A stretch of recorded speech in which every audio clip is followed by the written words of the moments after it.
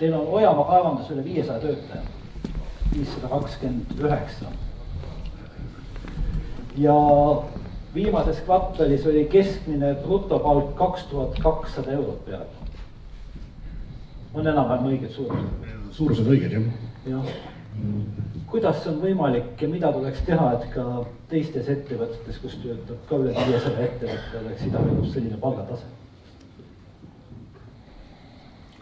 See on nüüd küll põnev küsimus. Ida-Virumaa keskmine palgatase oli 990. No 1000 ringis laialt. 1000 ringis. Head äriideed on vaja. Ega siin muud ei olegi öelda, tähendab, ja paralikku lisandväärtust toota. Väga keeruline küsimus vastata. No andke vihji, et teiselt peaks järgida. Ma arvan, et te olete selle ettevõttes, mis on üle 500 töötaja kindel esikoht maakonnas. Kui keegi teab kedagi teist. Ma ei välista isegi, et terves Eestis äkki. Aga küsimus on milles? Küsimus on selles, et tuleb vaadata ajalukku. Ja kui 98 Kiviter, riiklik aktsiaselts nii-öelda hakkas hingusele minema, siis tegelikult tehti üks väga suur ja riskantne otsus, et need varad omandada ja tegelikult 20 aasta jooksul on jõutud päris korralikult investeerides nii tehnikasse, tehnoloogiasse kui ka keskkonda sellise tulemuseni, et põlevkivi väärindamisest on nii-öelda saadud tulemus, kus ka töötajatele on võimalik korralikku palka maksta. No kaevandus on muidugi alati olnud kõrgepalgalised töötajad, et ega me lähtume sellest, milline on turu olukord ja kõrval on ju Eesti Energia kaevandused, Benefit kaevandused, kelle keskmine palk ei ole ta mitte ilmselt palju väiksem. Nii et siin on ka natuke turusüüd, aga eelkõige on ikkagi see, et me oleme ehitanud üles selle 20 aasta jooksul sellise korralikult toimuva ettevõtte. Kahjuks jah, praegu on nii-öelda olukord, kus need samad küsimused, mida täna käsitleti, ründavad ja lõhuvad natuke seda, aga eks me püüa vastu pidada. Ja selles lahingus muutuvad kõik tugevamaks, eks Vainepaju teab Eesti Energia näitel ka, et neid aegu, kus tundub, et põlevkiviga hakkab kõik läbi saama olnud küll ja küll, aga põlevkivitööstus on ikka tulnud tugevana välja, ega teie palgatase ka palju maha ei jää VKG-st? No VKG-st vist jääme maha. Aga mitte palju? Jah, meil, kui ma ei eksi, siis meil äkki suurenergeetika, see tähendab õli tootmine, elektri tootmine, kaevandamine, raudtee, kuskil keskmine vist on meil 1700 kopikatega. Et ta jääb alla ja neid muidugi on aega olnud, et see number, mis siin seina peal ka oli, et Eesti tootis 12 teravatt-tundi, oligi jah, oligi 10 aastat tagasi tootsimegi 12 teravatt-tundi. Aga nüüd toodame poole vähem. Selline see olukord on ja eks meie suund ongi liikuda elektri tootmisest rohkem õli tootmisesse, VKG ongi eluaeg õli tootnud, polegi elektrit tootnud. Me oleme olnud eluaeg elektritootja ja õli pole tootnud, nüüd on see nii-öelda muutus meil. Ma küsin nüüd kõigilt Riigikogu liikmet, et mida te Ida-Viru toetusrühmas teete? Olete nüüd pool aastat teinud, et siin Ida-Virus elu paremaks? Mul on esimesena väga lihtne vastata, et seda, et me siin täna koos oleme, on üks väga konkreetne tulemus, aga ka tõesti heas partnerluses, mitte ju üksi. Ma arvan, et Riigikogus on toetusrühmi väga erinevaid kuni väga kummaliste asjadeni. Ja neid on seal, ma arvan, et umbes 30.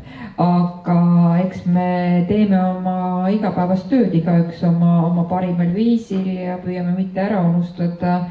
Ja võime eelgi endast rääkida, kus koha pealt ma Riigikokku valitud ja ma arvan, et Ida-Virumaa on isegi hästi läinud. Ma just täna lugesin, et kui meil on 6 Ida-Virumaalt valitud saadikut, siis 5 nendest elavad päriselt Ida-Virumaal, et mina loen ka ennast Ida-Virumaal elavaks inimeseks.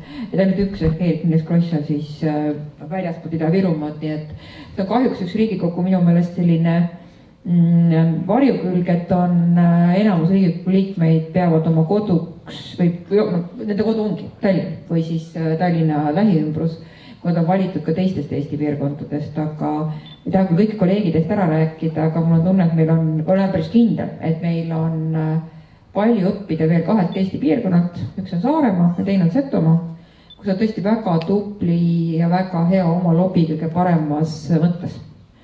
Ma olen ise kogenud näiteks Pärnumaa saadikute kokkuhoidmise tunnet, kui ma töötasin Sisekaitseakadeemia rektorina ja ma pidin valima, kas kinni panna Paikus või Muraste õppekeskus. Siis kui ma hakkasin Tallinnast ära sõitma, siis kõik Riigikogu liikmed enam-vähem rivistusid üles ühes meeles Pärnu piiril, et öelda, et ei pane kinni.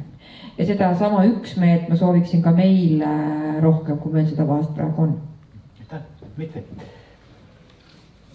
Sama teema, jah. Mida sa siis teed?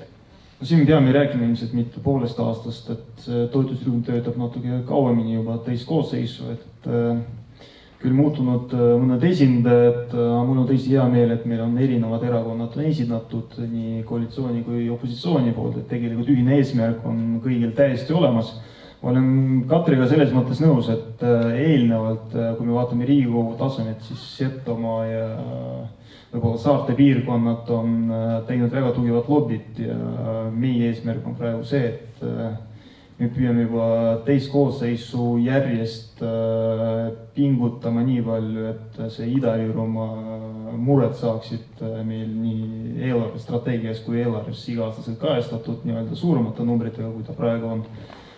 Ja küsimus on pigem selles, et kuna siin põlevkivienergeetikas, põlevkivi töötlemises toimuvad muudatused, mis on seotud kliima eesmärkidega, et kui me vaatame lisaks nüüd Pariisi kokkulepetele, järgmine aasta on meil Põhjamaade ministrite nõukogude eesistujaks on Taani koos Gröönimaa ja Fääri saartega, kes panevad samuti üheks eesmärgiks, et roheline piirkond, mis tähendab, et lisaks sellele, et teisipäeval toimus autasustamine, kus noor Greta saanud põhimõtteliselt keskkonnaalast auhinda.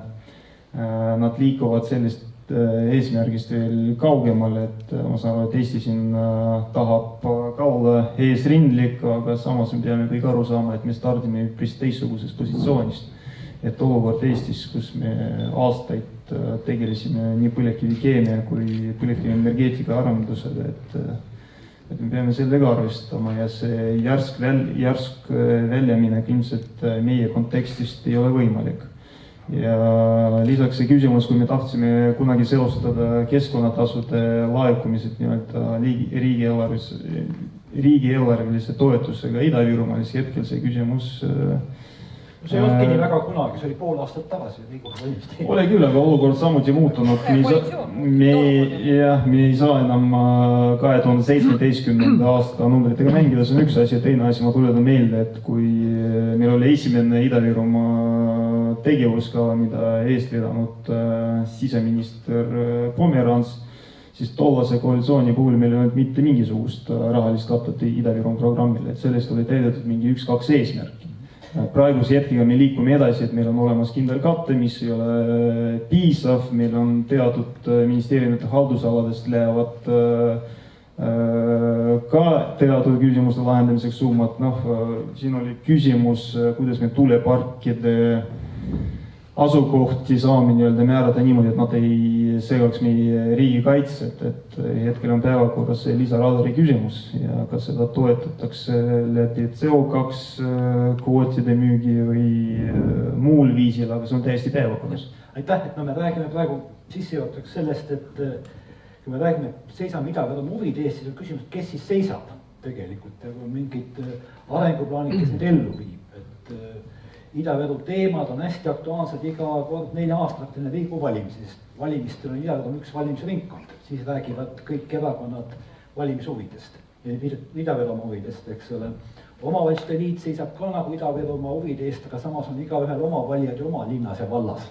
Ja eelkõige tuleb see mänguväljaku raha või staadioni või ujula raha tirida ikka oma linna või valda, mitte mõelda niivõrd terve maakonna huvide peale, et selles mõttes me torgimegi, et seda, et Ida-Virumaa saadikud Riigikogus võiks olla tunduvalt jõulisem, silmapaistvam ja ka laias pildis olla kogu aeg Ida-Virumaa teemadega rohkem pildil, et Anti Poolamets, Lääne-Virumaalt valitud Riigikogu liige, miks te Ida-Viru toetused oleksite?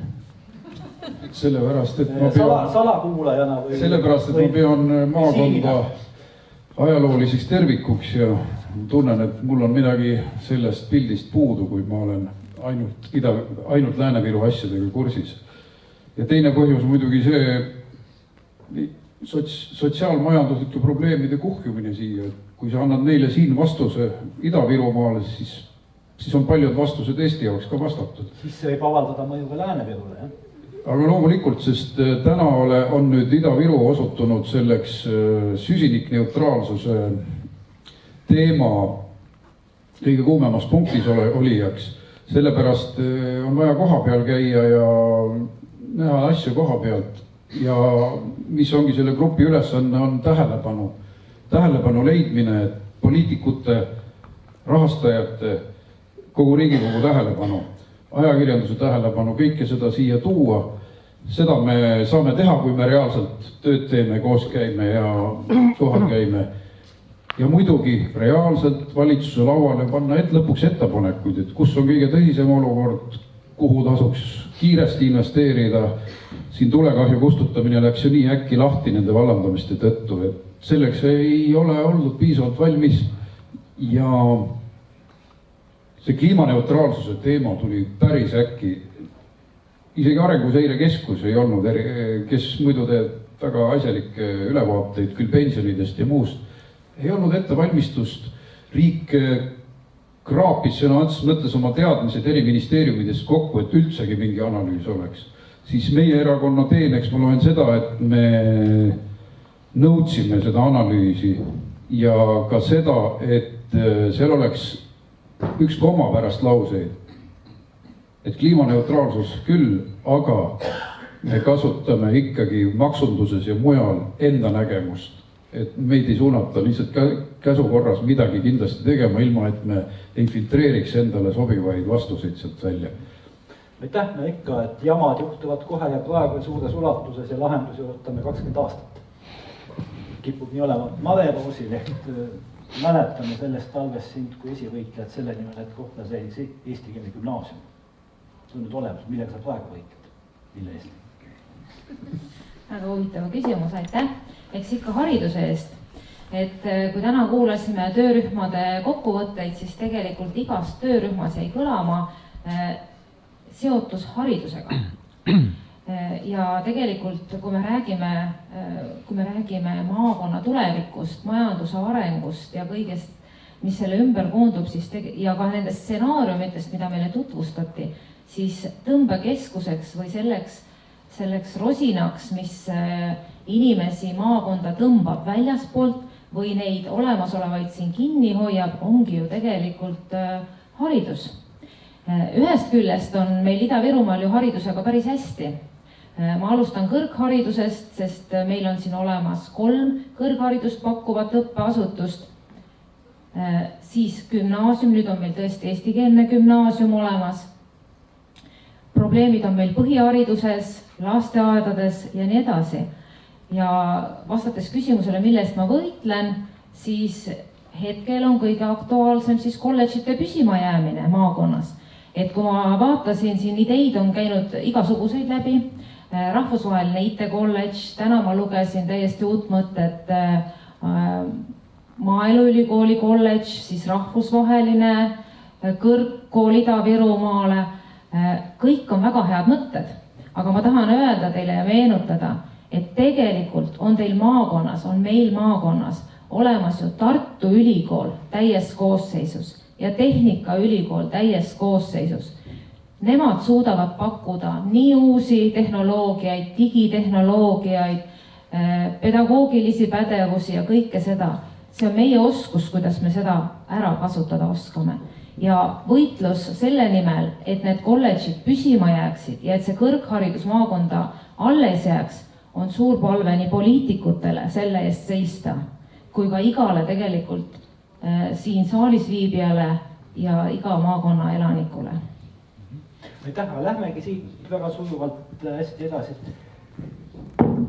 Millised täna kõlanud ideedest teile endile nagu kõige huvitavamana või eluviimulisena tundus, millega tasuks igal juhul edasi minna, mille elluviimisest võidelda? kes tahaks? Katri. Kuna see on Mare jutuga otseselt seotud, siis ma vahest alustan, kui tohib. Et tõesti 6 töörühmast 3 nimetasid otseselt kõrgharidust ja sellega seoses ka tegelikult kutseharidust. Osad seda kui maakonna arengumootorit. Siin toodi välja erinevaid asju. Võib-olla kõige mitte üllatas, aga ma ütleksin märksõnad, tuletaksin meelde vähe ettevõtlikkust ja vähe ettevõtlusele orienteeritust, uuemat sorti ettevõtlusele orienteeritust, seetõttu rohkem äriharidust. Et erialasid, mida siin on vaja, õpetatakse ainult siin, et vältida dubleerimist Eesti sees. Kutsehariduse koostööd ma juba nimetasin. Et kui enam pole ainutähtis põlevkivi, siis kas ja kuidas peab muutuma Virumaa kolledž. Tehnoloogia haridust rohkem, kõrgharidust rohkem. Siin ekspertiisi säilitamine, mida rõhutas professor Niit oma ettekandes, pluss siis see mitte enam väga uus IT Akadeemia idee, rahvusvaheline kõrgkool. See on hull idee, ma olen nõus, see on hull idee. See nõuab palju raha, nõuab uute inimeste sissetoomist, nõuab maailma parima ekspertiisi sissetoomist. See oleks idee, mis aitaks uuesti rõhutada, et Eesti on IT-riik, meie veidi magavad tiigrid uuesti siis üles ajada. Kindlasti tasuvad need kõrgharidusega siin välja käidud või kõrgharidusega seoses siin välja käidud ideed ja kõrgharidusega on alati seotud kogu haridussüsteem, see on paratamatult. Tuleks veel kord eraldi läbi arutada. Minu unistus on see, et toimuks selline seminar, kus oleks selle valdkonna parimad eesträäkijad Eestis ja võib-olla ka Põhjamaades, vähemalt Põhjamaades. Eestis ma pean siis silmas selle idee välja käijat Ärimees Neivelti. Kindlasti professor Jaak Aaviksoo, ma tuletan meelde, et tema ütles aasta tagasi, millest Eerik just kirjutas, et Ida-Virumaale oli see 1 miljard eurot 10. Siin täna oli 2, tema oli 1. Igal juhul siis 1 miljard kuni 2 10 aasta jooksul. Et neid ideid ei tohiks jätta maha. Veel kord, hullud ideed viivad edasi. Mina mäletan liiga hästi 20 aastat tagasi Tartu Ülikooli Narva kolledži loomist, kui mind ennast vaadati kui kergelt hullu. Nüüd, kui öelda, et Ida-Virumaal ei oleks neid kolledžeid, vaadatakse jälle, et mis nüüd jälle juhtus, eks ju. Et sellepärast tasuks kindlasti seda IT Akadeemia ideed edasi arendada, ükskõik kui hull see esialgu ka tundub. Kõige lõpetuseks, et minu süda läks väga soojaks selle peale, kui eile õhtul, ma ei näinud seda saadet ise ka Suud puhtaks saates, eks ju, kus räägiti siis uutest kultuuriobjektidest, mida korda teha sellisel viisil kultuurkapitali raha eest, nagu tehti Eesti Rahva Muuseum. Et seal nimekirja tuli ka uuesti sisse Kreenholm. Ja kui me siin Ida-Virumaal Kreenholmist räägime, siis nüüd räägib sellest kogu Eesti. Et see on võib-olla veel üks selline ankur, millest siis selle IT Akadeemia ideega edasi minna. Ja tore on see, et see ei ole ainult sotside idee, et see on Keskerakonna ideega, on ju, et mitte. Just ma küsingi, et Mikri ja Anti, et millised mõtted tänasest üritusest viite oma fraktsiooni koosolekule? Käisin Jõhvis, olin Ida-Virumaa visiooni konverentsil, kuulsin põnevat asja. Ma jätkan võib-olla mõne ideega, mis kõlas nii ettevõtluse valdkonnas kui ka meie valdkonnas, mis puudutab seda olukorda, kus me tasapisi hakkame väljuma ilmselt või vähemalt mahtude osas väljuma põlevkivi energeetikast. Me räägime selles, et vähemalt 20-30 aastat meil põlevkivi õlitööstus võib rahulikult tööd jätkata, aga selle aja jooksul me peame suutma luua häid tingimusi teiste tootmiste või ettevõtmiste jaoks meie piirkonnas ja siin aluseks on ilmselt ka suured investeeringud infrasse ehk siis taristusse ja üks mõte, mis on kõlanud needsamad maanteed 2+2, mille osas tegelikult projekteerimine peaks lähiaastatel algama ja ma arvan, seda tempot me peame Ida-Virumaa suunas just kiirendama, et kui me räägime selles perspektiivis, et 20 aasta jooksul meil toimub suur muutus Ida-Viru piirkonnas, kõik need samad keskmised palgad, mida tänasel päeval on suutelised välja maksta VKG ja Eesti Energia, et samad näitajad, statistilised näitajad, meie inimesed ei saaks kannatada.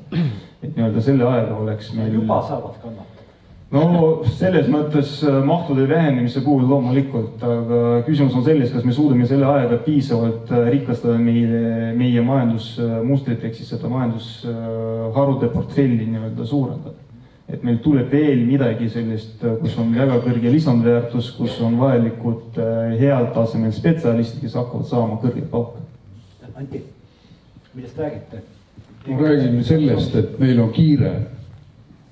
See Euroopa Komisjoni kliimaneutraalsus kukkus ikka päris äkki Eesti valitsusele ja paljudele teistele Euroopa valitsustele peale ja pidime reageerima. Vähemalt tehti analüüs, aga sellest üksi on vähe. Igal juhul meie tahame, et see maandumine oleks pehmem, mitte ei tõmmataks järsult juhtmeid välja. Kui meil Riigikogu Euroopa Liidu asjade komisjonis tuleb rääkima Kunda Nordic Tsement ja ütleb, et sõbrad, et kui mingisuguseid erandeid neile tsemenditootjatele ei tule, siis kogu Euroopas on tsemenditootmine löögi all. Aga vabandage, kui Kunda Nordic ukse kinni paneb, mis siis Eesti ehitussektoris saab?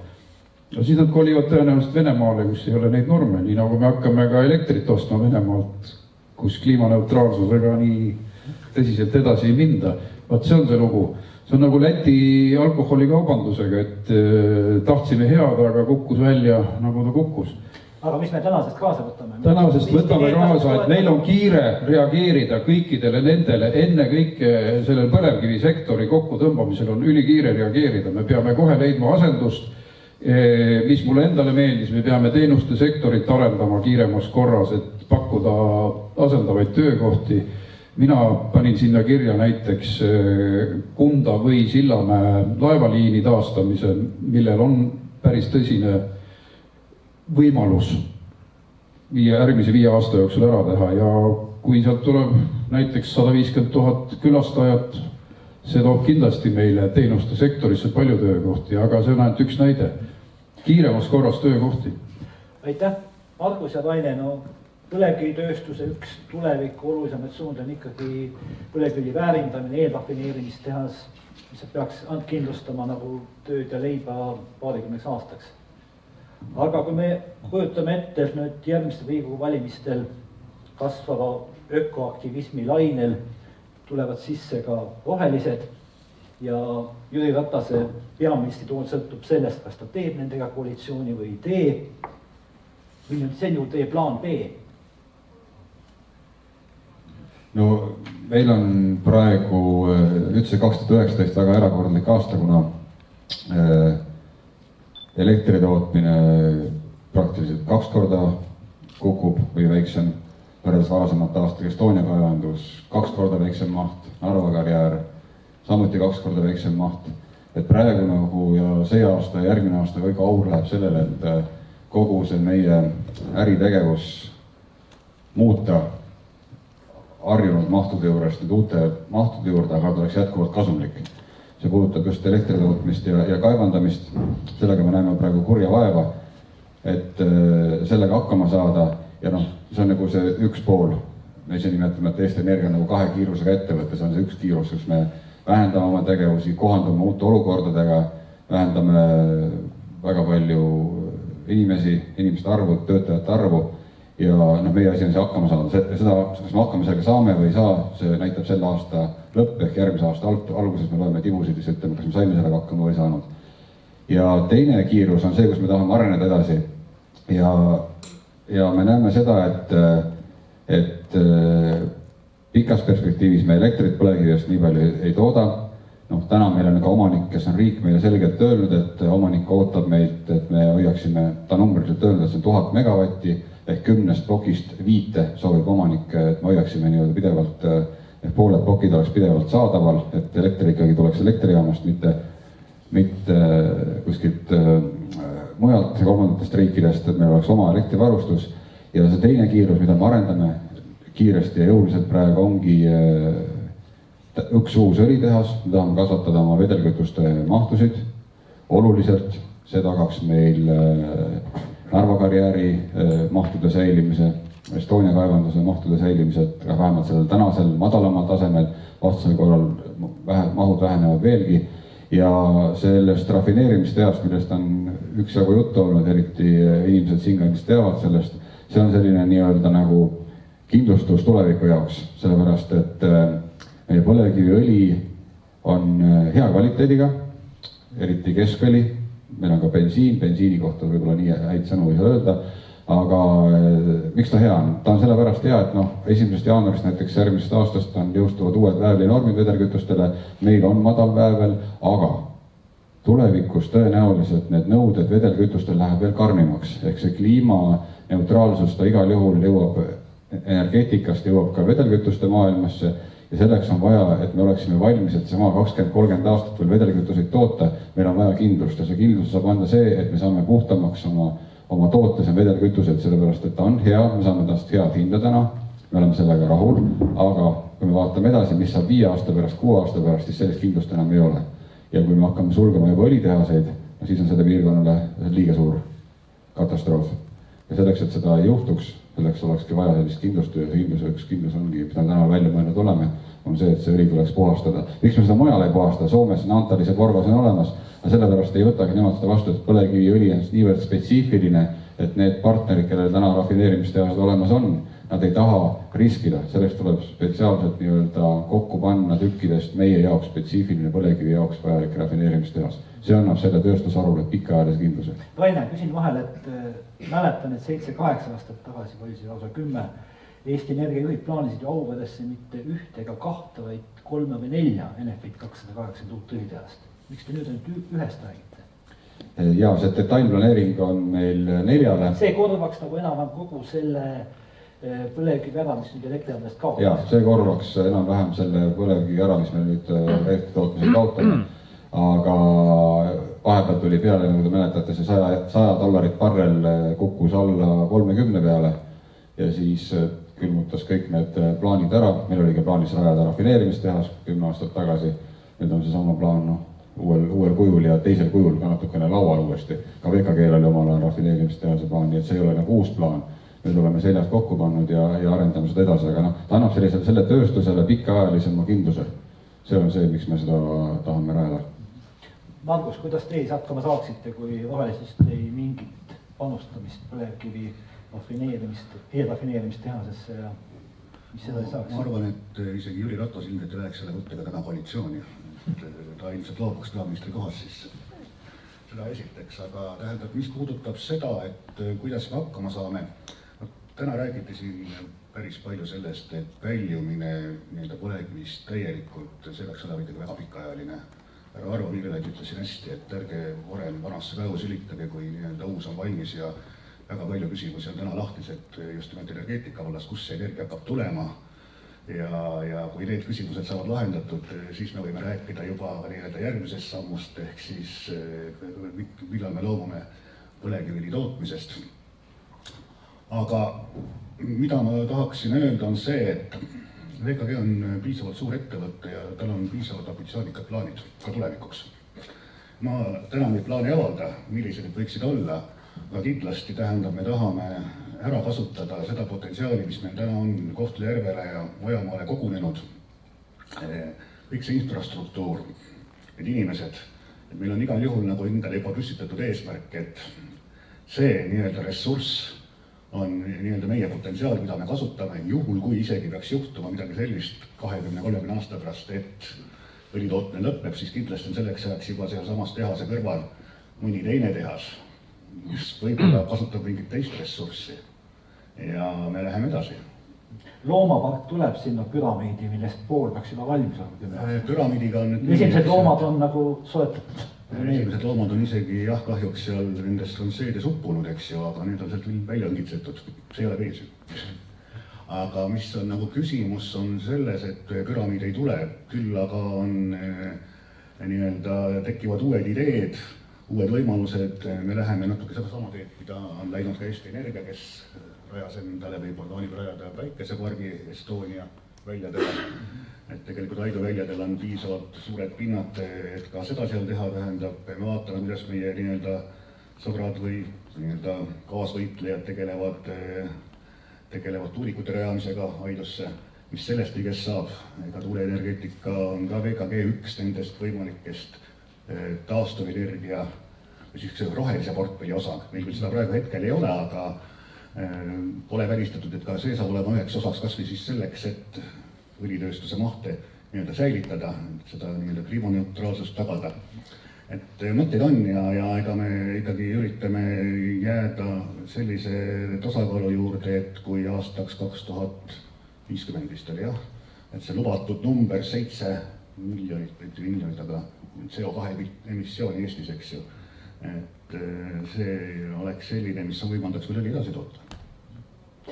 Nii Madema tuleks ikka selle kõrgkoolide tagasi, et millisena sa kujutad ette, et see, nimetame ta rahvusvaheliseks kõrgkooliks Ida-Virumaal, milline see võiks olla? Püüame kirjeldada seda ideed, et minna sellega edasi. No kuna see ei ole minu idee, siis see on päris keeruline, sest ma tegelikult väga ei poolda mingi uue kõrgkooli loomist. Pigem tuleks ära kasutada olemasolevat potentsiaali ja küsida, miks need olemasolevad, ütleme, kõrgharidust andvad asutused, on kolledžid, ei ole siis rahvusvahelised. Et ma korraks tulen tagasi, et kui siin alustasime palgatasemest, siis ma tahan öelda, et Virumaa kolledž on väga hea tööandja selles suhtes, sest meie keskmine palgatase ületab, nagu ma kuulsin, ettevõtete keskmist palgataset. Siin on muidugi inimeste arv ka erinev. Nii, et kindlasti peab olema teadustegevus. Väga palju jääb üldse paljudest otsustest, mis tehakse nii riigi tasandil kui sageli ka siin koha peal. Kogu aeg on kiire, nagu me kuulsime, jääb puudu sellest, et räägitaks ja suheldaks teadlastega. Teadus ja haridus peab olema sees, peab olema kaasatud siis kõikidesse aruteludesse ja otsustesse. Kindlasti see ülikool või kõrgkool, olgu ta siis eraldiseisev või ühendatud olemasolevate ressursside ühendamisel tekkinud selline kõrgkool, peaks koolitama selliseid tulevikuspetsialiste, kes on valmis muutusteks, kellel on olemad oskused ja teadmised hakkama saada erinevate väljakutsetega.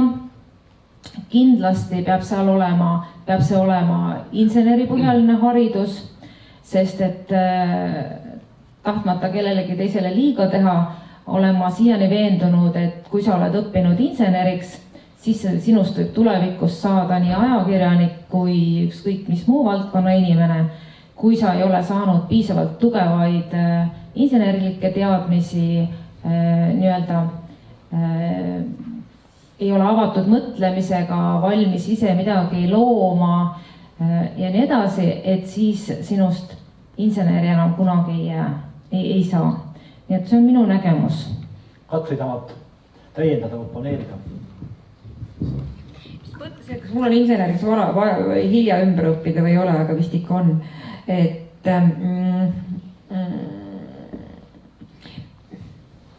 tänased kolledžid on teinud mõlemad väga head tööd, üksteiselt mõõtu võtnud, vastu pidanud, arvestanud kohalike huvidega, mitmekesistanud kohalikku elu. On väga raske üle hinnata seda, et need, kes on siin õppinud Ida-Virumaal, nad võib-olla poleks üldse õppinud, kuna majanduslikul põhjustel, mingitel teistel põhjustel ei oleks üldse läinud kõrgharidusse, kui siin need kolledžid ei oleks olnud. Need on need noored paljuski, kes on jäänud ka siia tööle elama. Et me õnneks ei saa aega tagasi pöörata ja vaadata, milline oleks meie praegune maakond, kui oleks neid kolledžid. Me ei saa seda kunagi teada ja on hea, et seda teada ei saa.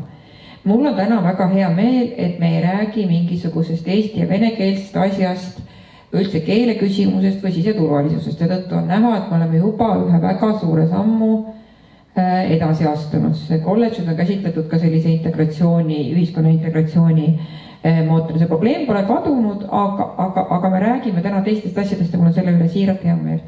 Aga see uus IT-akadeemia saab sündida, tehnoloogiaakadeemia saab ainult sündida siis, kui teised Eesti ülikoolid on sellega nõus ja ülikoolide osalusel.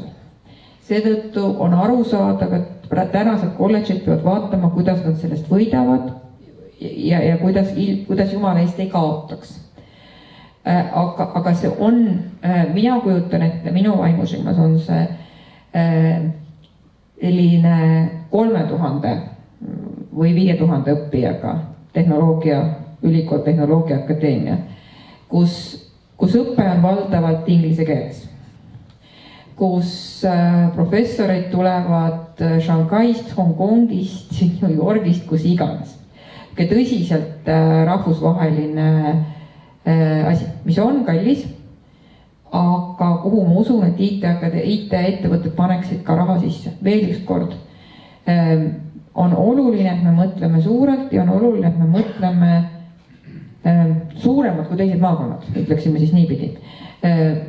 Kuidas me saaksime Eestile midagi erilist anda? Selge, et põlevkivi on juba piisavalt eriline ja meie suurtööstus on piisavalt eriline, mis absoluutselt ei alahinda. Aga ma kutsun üles siin suurelt ja hullult mõtlema.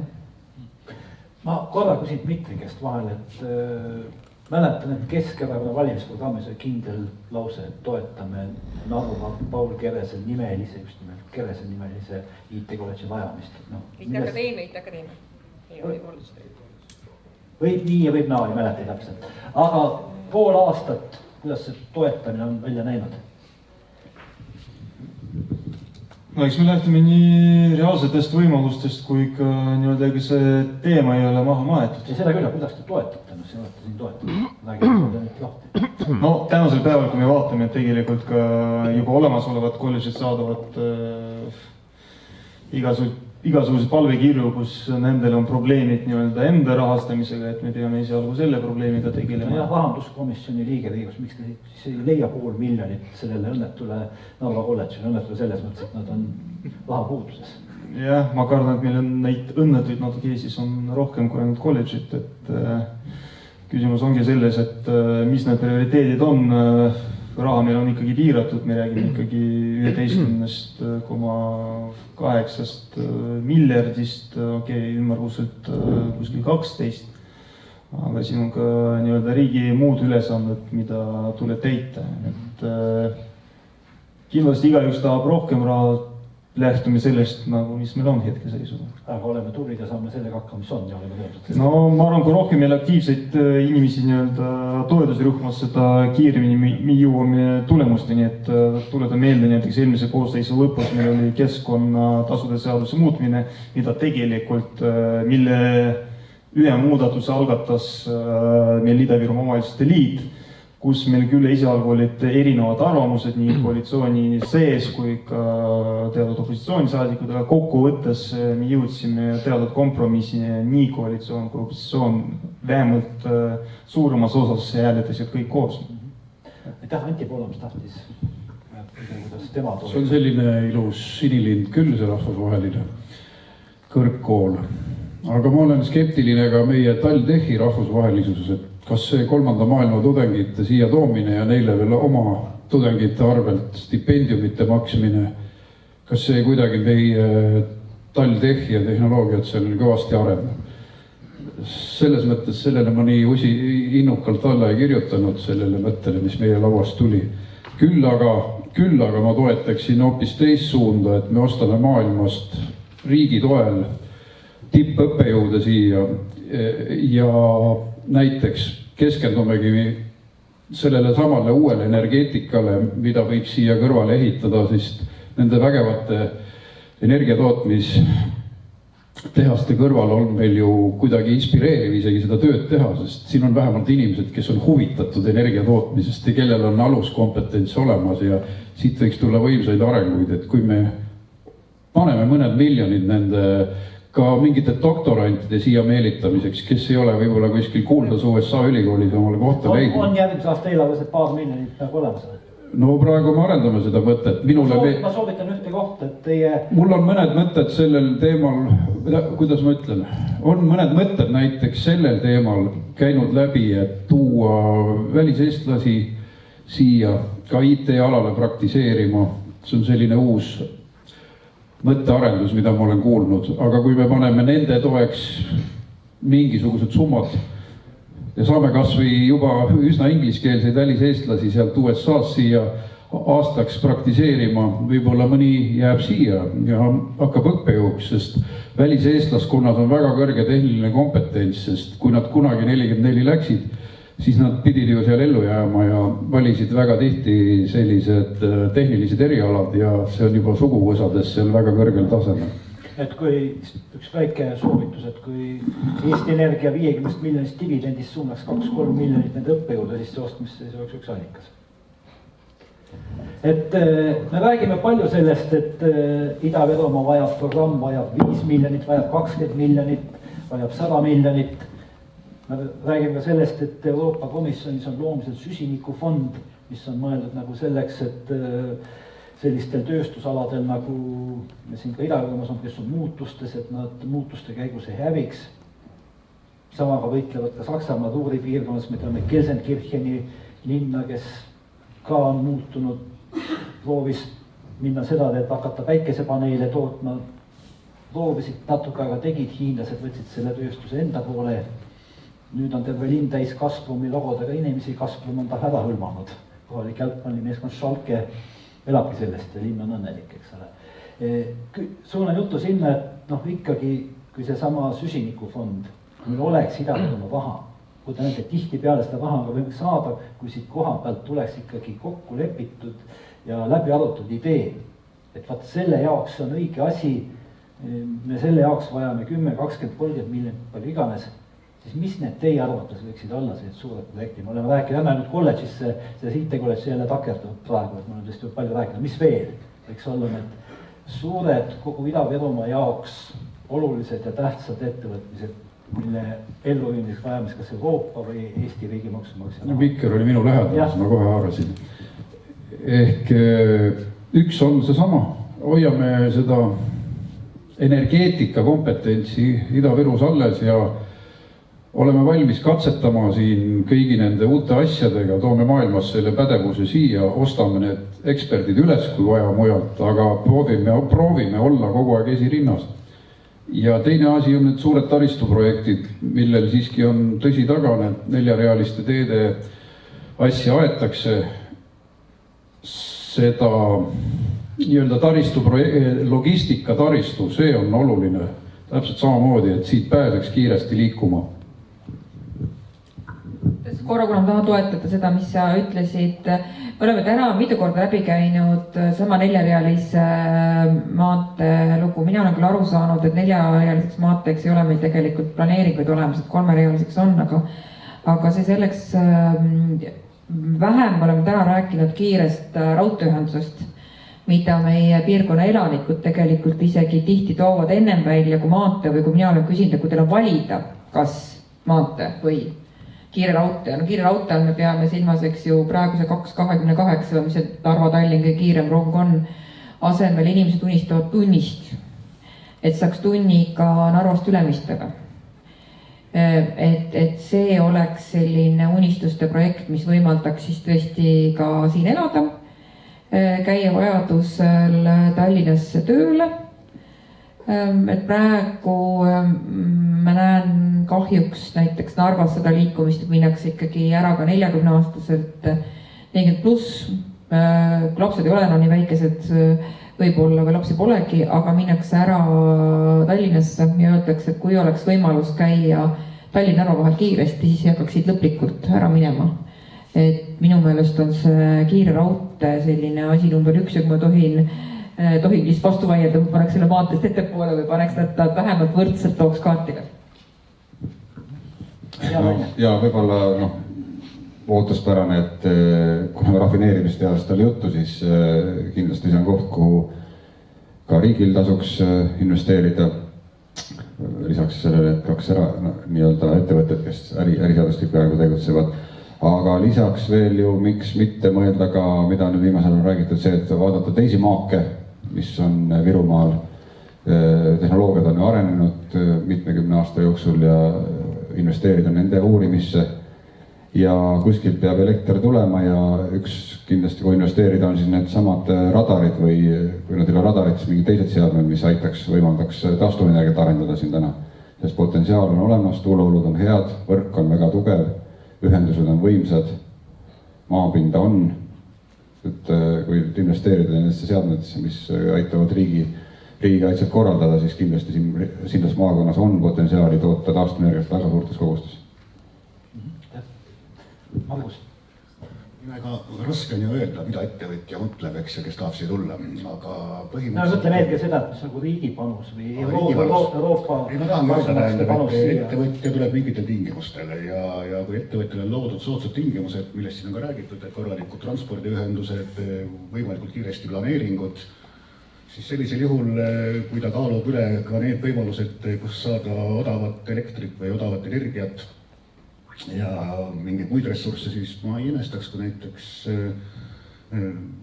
kas või seesama kanala, millest siin täna juttu oli, või ka puidurafineerimise tehas, miks ta ei võiks siin olla täiesti rahulikult kõrval kõigele. Aga need on need tingimuste loomised ja see on taristu. Riik peab tegema nii-öelda korraliku töö taristu nemal ära. Ja järgmine, mis on see, et kõik need asjaajamised, mida me teame, et need on keerukad ja aega nõudvad, keskkonnanõude hindamised 3 aastat, tavaliselt selliste objektide puhul.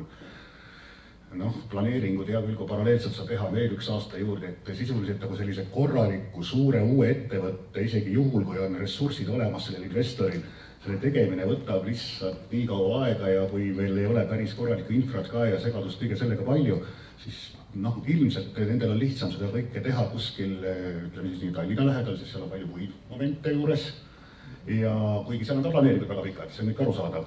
Aga need on, ütleme, momendid, mis ettevõtjad ilmselt takistavad. Aga teistpidi, Ida-Virumaal on see võimalus ja nii-öelda tahtmine ja ma loodan ka, et omavalitsustel on see vastutulek nendele ettevõtetele, kes tahavad siia tulla, et riik lihtsalt võtab selle taristuga ja mingil määral kaasa siis.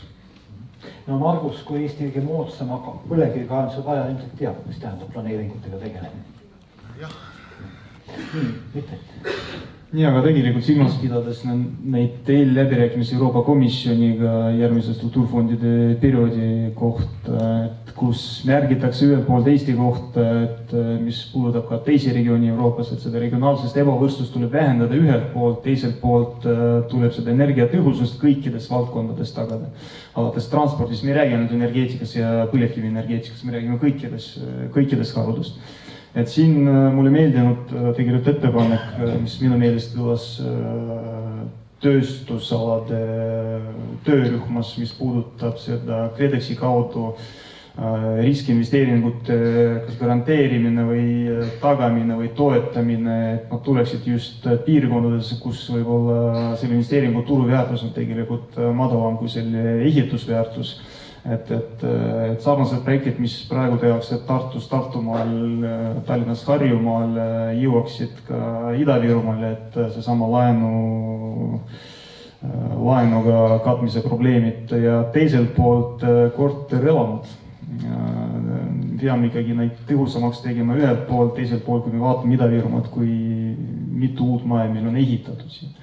Et seesama KredExi meetmete planeerimisel mina leian, et see summa ühelt poolt, teiseks meetme nii-öelda tingimused teiselt poolt peaksid olema kohendatud niimoodi, et regioonides saaks neid natuke tõhusamini kasutada, sest kui me vaatame KredExi meetmete kasutamist, tegelikult suurem osa lähebki samase Tallinna, Harjumaale, Tartumaale, kus on kinnisvara turuväärtus piisavalt kõrge, et sinna investeerida ja sellised regioonid nagu Ida-Virumaal lihtsalt ise ei ole nõus panustama, kuna nad saavad aru, et see nende poolne tehtud investeering jääb kas 30-40% allapoole sellest turuväärtusest. Nii, Mare. Ma kulutaks ka oma miljoni ära, et miljardi jah, et kõige tähtsam ressurss on inimene ja ükskõik millest me siin räägime, kui meil ei ole tarku, tublisid ja ettevõtlikke inimesi, siis meil ei ole mitte midagi.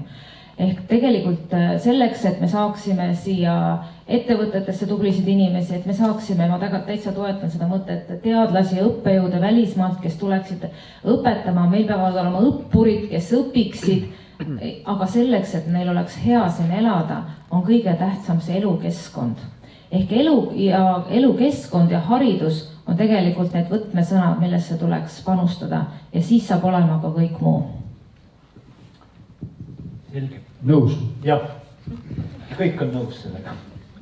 Et sellega ongi päris hea hakata otsi kokku tõmbama, et me täna on läbi keeranud päris palju ideid alates kanalatest ja vanadekodudest ja biokütustest ja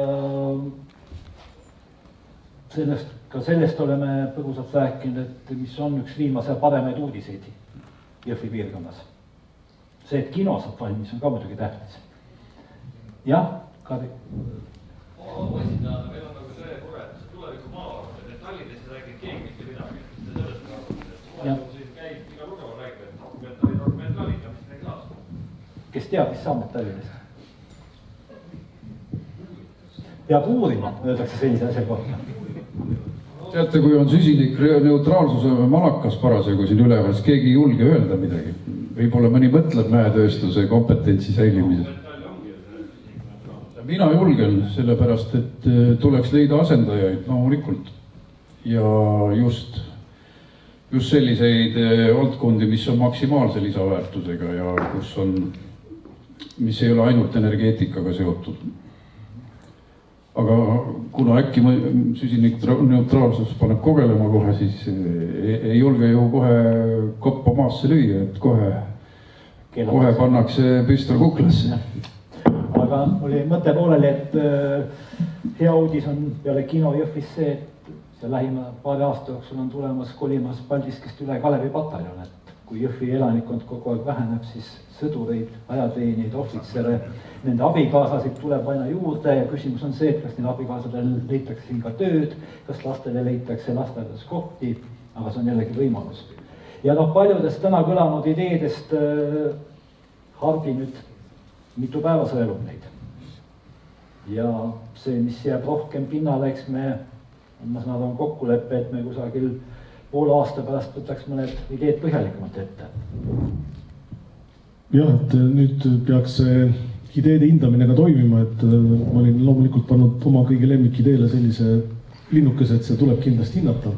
Et nüüd ma eemaldasin selle, et ja nagu siis varasemalt öeldud, et vast nädal aega hoiame ta lahti, vaatame, mis arvatakse, et seal on küll see seadme nii-öelda piirang peal, et ühe seadmega saab ühe korra seda teha, aga kui teil ikkagi mõni idee ilmselt meeldib, siis võite teisi ka arutama kutsuda ja hääletama kutsuda. Ja miks me soovime ka väga tagasisidet on see, et kui me kokku saime, arutasime, et sellised probleemid on üleval ja neid tuleks arutada, mõelda, et mis see tulevik meil toob, siis Katri ütles kogu aeg, et ega see ei saa olla viimane kord, et probleemid, mida arutada ja lahendusi otsida, neid on ju küll ja küll, et seetõttu ka tagasisides me ootame teie poolt, et mida te näeksite, et mis on need valdkonnad võib-olla, millele tuleks natukene spetsiifilisemalt ja niimoodi põhjalikumalt läheneda, et täna on meil selline maailma kohvik, et räägime kõigest, millest nagu tahame, aga võib-olla teatud valdkonnad on veel sellised, mis tahavad nagu rohkem ja põhjalikumat arutelu, võib-olla ka rohkem nõu saada, siin oli juttu välismaiste nii-öelda ressursside kaasamisest, et äkki kui me ei tea, kuidas seda teha, võib-olla kutsume keegi, kellel on mingisugune nägemus ja kes on võib-olla varem seda teinud, et põlevkivi on meie maakonna spetsiifika, et selle üle arutamine käib pidevalt, et juba järgmisel või ülejärgmisel nädalal on ka põlevkivikonverents toimumas väga osavõtjate rohke, nagu ma olen aru saanud, aga võib-olla need teised asjad on veel, mida me peaks omavahel arutama ja kutsuma häid nii-öelda sõpru ja kaasamõtlejaid lisaks. Jah, ja ma tänan paneelis osalenud ja soovin põlevkivitöösturitele ikka kannatlikkust ja jaksu oma suurte plaanide elluviimisel. Riigikogu Ida-Virumaa toetusrühmale rohkem jõudu ja silmapaistvust Ida-Viru teemade päevakorral hoidmise eest ja Madele ikka jõudu selle nimel, et tegutsemisel, et Ida-Virumaal oleks aina parem haridus. Aitäh!